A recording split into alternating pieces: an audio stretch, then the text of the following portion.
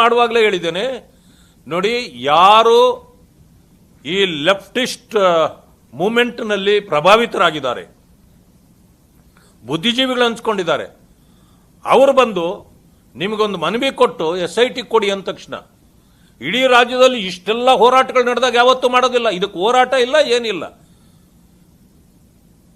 ಈ ಲೆಫ್ಟಿಸ್ಟ್ಗಳು ಬಂದು ನಿಮಗೆ ಒತ್ತಡ ಹಾಕಿದ ತಕ್ಷಣನೇ ಒಂದೇ ದಿನದಲ್ಲಿ SIT ಕೊಟ್ಟು ನೀವು ಪಾಲುದಾರರಾಗಿದ್ದೀರಿ ಈ ಕಾನ್ಸ್ಪರೆಸಿಯಲ್ಲಿ.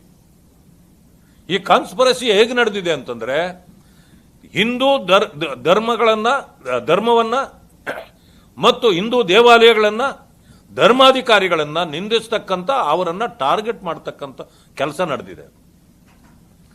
ಇದು ನಡೆದಾಗ ಈ ಯಾರ್ಯಾರು ಇದರಲ್ಲಿ ಈಗ ಭಾಗಿಯಾಗಿದ್ರು ನೋಡಿ, ಒಬ್ಬ ಮುಸ್ಕುದಾರಿ ಅಂತೇಳಿ ಇಷ್ಟು ದಿವಸ ನೀವು ಆತನನ್ನ ನಾಯಕನನ್ನಾಗೆ ಮಾಡ್ಕೊಂಡಿದ್ರಿ.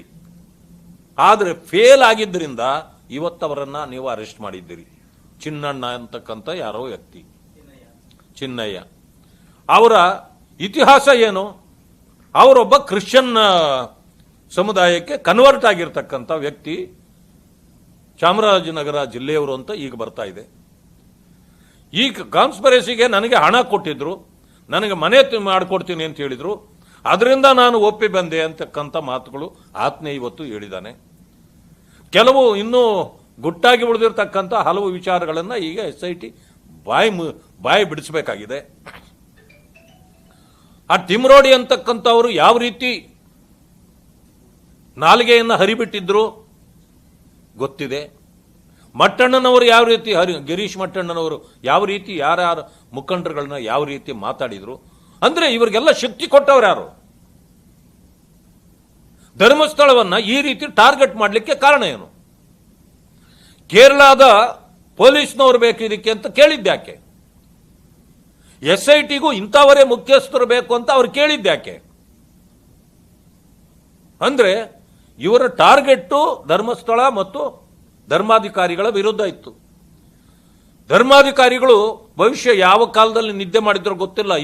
ಈ ದಿನಗಳಲ್ಲಿ ಭಾರತೀಯ ಜನತಾ ಪಕ್ಷ ಇದರಲ್ಲಿ ಸುಳ್ಳು ಅಡಗಿದೆ, ಇದು ಷಡ್ಯಂತ್ರ ಇದೆ, ಇದಕ್ಕೆ ನಾವು ಈ ಸುಮ್ಮನೆ ಕೂರಬಾರ್ದು ಅಂತೇಳಿ ನಮ್ಮ ಪಕ್ಷದ ಅಧ್ಯಕ್ಷರಾಗಿರ್ತಕ್ಕಂಥ ವಿಜಯೇಂದ್ರ ಅವರು, ಅಶೋಕ್ ಅವರು, ನಮ್ಮ ರವಿಕುಮಾರ್ ಅವರು, CT ರವಿ ಅವರು, ನಾವೆಲ್ಲರೂ ಸೇರಿ ಒಂದು ತೀರ್ಮಾನಕ್ಕೆ ಬಂದು ಯಾವತ್ತಿನ ದಿವಸ ನಾವು ಧರ್ಮಸ್ಥಳಕ್ಕೆ ಎಂಟ್ರಿ ಕೊಟ್ಟುವ ಆವತ್ತಿಂದ ಇದು ಪರಿವರ್ತನೆ ಪ್ರಾರಂಭ ಆಯಿತು, ಸುಳ್ಳುಗಳು ಅನಾವರಣ ಆಯಿತು.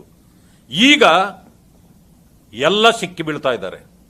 ಷಡ್ಯಂತ್ರ ಯಾರ್ಯಾರು ಮಾಡಿದ್ರು ಇವತ್ತು ನಾನು ಮುಖ್ಯಮಂತ್ರಿಗಳನ್ನು ಆಗ್ರಹ ಮಾಡ್ತೇನೆ, ನಿಮಗೆ ಏನಾದರೂ ಒಂದು ಸ್ವಲ್ಪ ಆದರೂ ಗೌರವ ಘನತೆ ಇದ್ರೆ, ನ್ಯಾಯಾಲಯ ಮತ್ತು ನ್ಯಾಯದ ಬಗ್ಗೆ ನಿಮಗೆ ಗೌರವ ಇದ್ರೆ, ಇವರು ಒಬ್ಬರನ್ನು ಬಿಡಬಾರ್ದು, ಎಲ್ಲರಿಗೂ ಪಾಠ ಕಲಿಸ್ತಕ್ಕಂಥದ್ದಾಗಬೇಕು.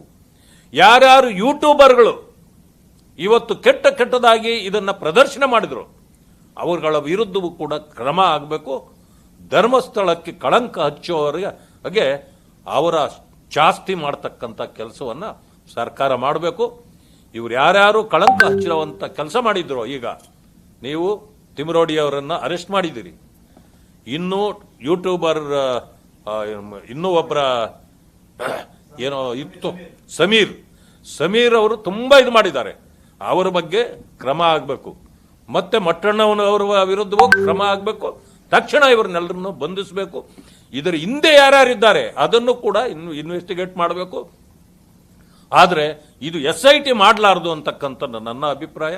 ಆ ಕಾರಣದಿಂದ ಇದನ್ನ NIAಗೆ ಕೊಡಬೇಕು ಅಂತಕ್ಕಂಥ ಒಂದು ಒತ್ತಡ ಅಥವಾ ನನ್ನ ಅನಿಸಿಕೆಯನ್ನ ನಾನು ಮಾನ್ಯ ಮುಖ್ಯಮಂತ್ರಿಗಳ ಮುಂದೆ ಇಡ್ಲಿಕ್ಕೆ ಬಯಸ್ತೇನೆ.